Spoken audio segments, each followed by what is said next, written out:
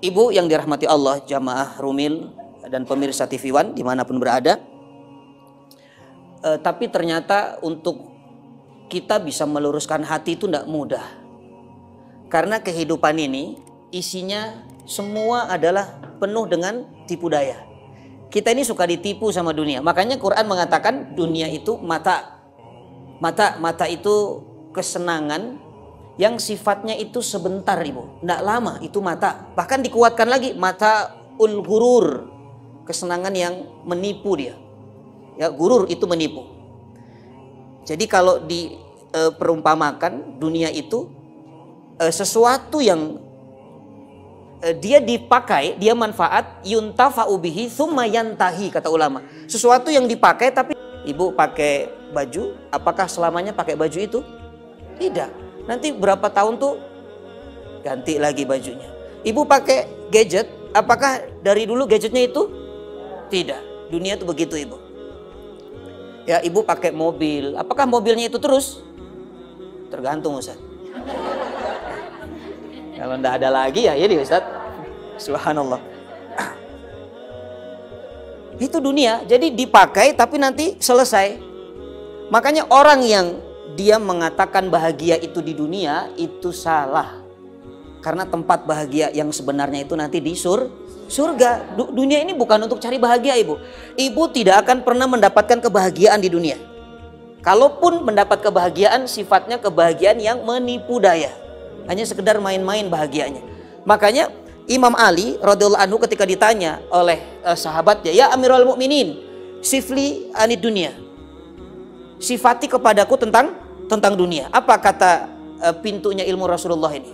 Subhanallah, beliau mengatakan, "Madza asifu laka min darin awwaluha buka wa awsatuha ana wa akhiruha fana." Ini dunia nih. Satu, kata Imam Ali bin Abi Thalib, bagaimana aku mensifati dunia kepada kalian? Sementara dunia ini awalnya tangisan. Lalu pertengahannya adalah kelelahan. Makanya baru ngaji, baru mulai itu sudah kelelahan. Saking kelelahannya ngantuk dia. Subhanallah. Ujungnya ketiadaan. Hancur dunia ini. Fana. Coba dari tiga ini, mana yang bisa mendatangkan kebahagiaan? Ada nggak? Nggak ada. Dari awal ibu lahir di muka bumi ini sudah nangis. Yang bahagia sekeliling kita tuh. Makanya dalam pepatah Arab dikatakan waladatka ummuka yabna adam bakian wan nasu hawlaka yadhakuna surura. Kalian dilahirkan dari rahim ibunda kalian dalam keadaan kalian menangis sementara yang lain tertawa. Kalau bayi boleh protes, tega ini orang. Saya nangis dia ketawa. Subhanallah. Karena memang sunatullahnya begitu, kalau ibu punya anak bayi lahir langsung tersenyum ketawa, ibu yang nangis. Ya Allah. Salah apa saya ya Allah? Ini bapak kebanyakan nonton komedi. Ini anak lahir senyum nih Pak, subhanallah. Yang awalnya tangisan. Jadi dunia itu memang serba tangisan, serba di awal. Ibu awal masuk Mekah lihat Ka'bah nangis enggak? Cuman awal kan? Itu hari ketiga kedua itu udah carinya bukan lagi Ka'bah, Zam-Zam. Itu nangis kalau nggak ketemu toko yang murah itu, subhanallah. Ya. Awalnya saja nangis. Ibu terharu mendapat kabar bahagia. Wah, entah apalah kabarnya. Suami naik jabatan ataupun mendapat apa yang dicita-citakan. Nangis enggak itu? Nangis terharu. Tapi awal. Selanjutnya kata Imam Ali, kelelahan, capek. Itu bayi kecilnya nangis. Mau tumbuh gigi, badannya demam, Ibu. Ya, mau jalan harus merangkak dulu, jatuh bangun. Saya punya keponakan itu umur 5 tahun, dari umur 3 tahun itu sudah jatuh bangun. Berapa kali kepalanya itu terbentur dan lebam. Ya, jadi memang kecapean. Ya, kalau dikatakan dunia ini awalnya tangisan, tengah-tengahnya adalah ta'ab. Bahkan surah Al-Balad ayat 4, Allah sudah memvonis manusia, laqad a'udzubillahi minasyaitonir rajim, laqad khalaqnal insana fi kabad. Fi kabad. Kabad itu artinya apa? Kabad itu kata ulama ta'ab. Ta'ab itu capek. Jadi sungguh, bahkan di situ ada harfu taukid. Sudah lam Lalu qad itu 2 kali penguatan.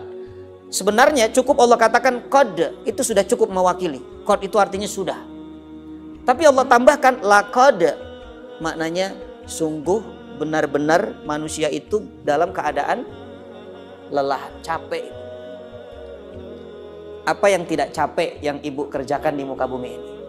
Semuanya capek. Datang ke Rumil berangkat tadi capek enggak? Jalan capek. Sampai sini duduk nunggu Ustadz telat capek enggak? Capek.